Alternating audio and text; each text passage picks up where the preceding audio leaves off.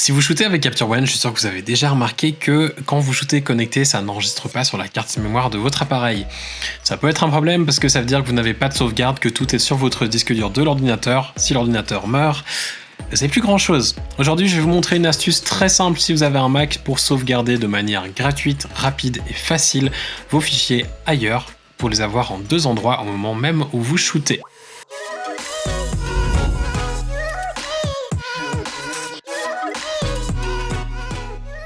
Désolé d'avance pour les gens qui sont sur Windows, malheureusement l'astuce que je vais vous montrer est liée à Mac parce qu'on va employer un logiciel qui n'existe que sur Mac et qui s'appelle Automator. Alors il y a certainement des solutions pour le faire sur Windows, si quelqu'un en connaît une, n'hésitez pas à laisser un petit commentaire juste en dessous en l'indiquant. Personnellement j'emploie Mac pour le moment et du coup sur Windows je ne sais pas forcément comment le faire. Ici on va commencer par créer une nouvelle session. Donc, comme si on commençait un nouveau shoot, on va par exemple l'appeler démo shooting, comme ça c'est quelque chose que je sais que je peux supprimer après parce que ça ne sert à rien pour moi. Ok, on fait une nouvelle session, donc démo shooting, je vais faire laisser dans la fenêtre active, donc ok.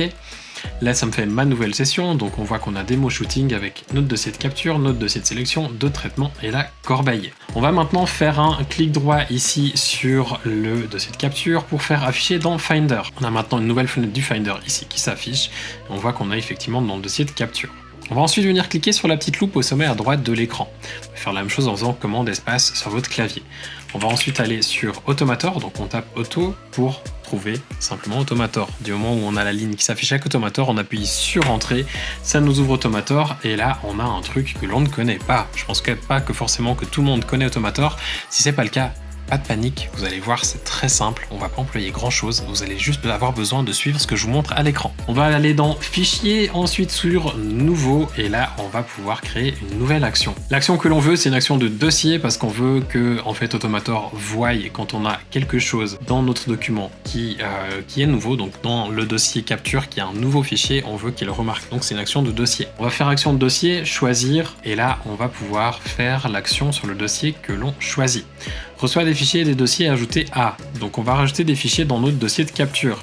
Alors plutôt que d'aller faire autre et faire le chemin, c'est pour ça que j'ai fait clic droit et afficher dans le Finder, je peux simplement faire commande et tab pour aller sur le Finder, prendre mon dossier de capture, je refais commande tab et je viens simplement le glisser ici.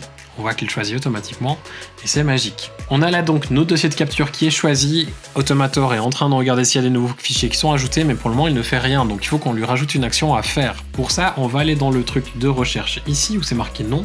On va taper copier et là on a copié des éléments du Finder. On le glisse au milieu de notre petit truc là où c'est marqué faites glisser des actions.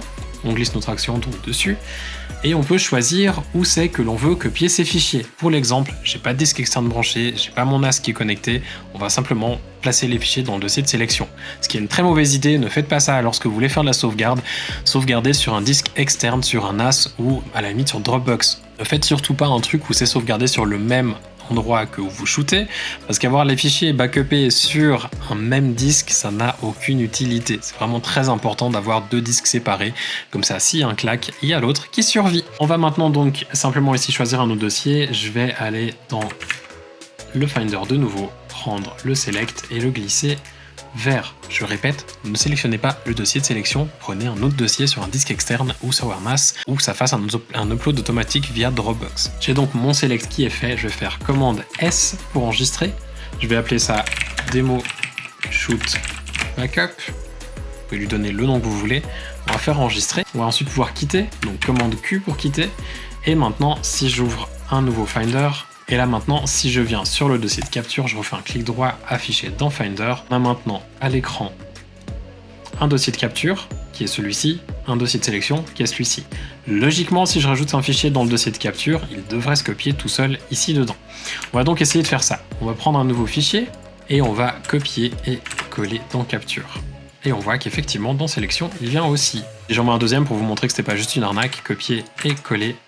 On voit que ça va venir aussi automatiquement. Vous voyez que c'est très rapide, c'est instantané, il continue de voir si un nouveau fichier est ajouté. Tant que vous allez faire ça, ça va continuer à travailler, à essayer de regarder s'il y a un fichier à rajouter.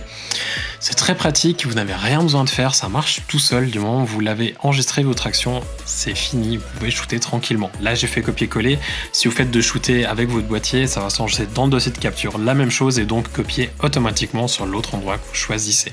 C'est une astuce qui est très pratique, Et sincèrement, si vous ne l'employez pas, pensez de l'employer, surtout si vous shootez pour des clients. Avoir 2 copies de fichiers, c'est toujours pratique. Si cette astuce vous a été utile, n'hésitez pas à laisser un petit pouce vers le haut, un commentaire juste en dessous au passage. Et puis, si vous n'êtes pas encore abonné, il y a un bouton qui va venir ici pour ce faire. Passez une belle journée et à bientôt. Ciao!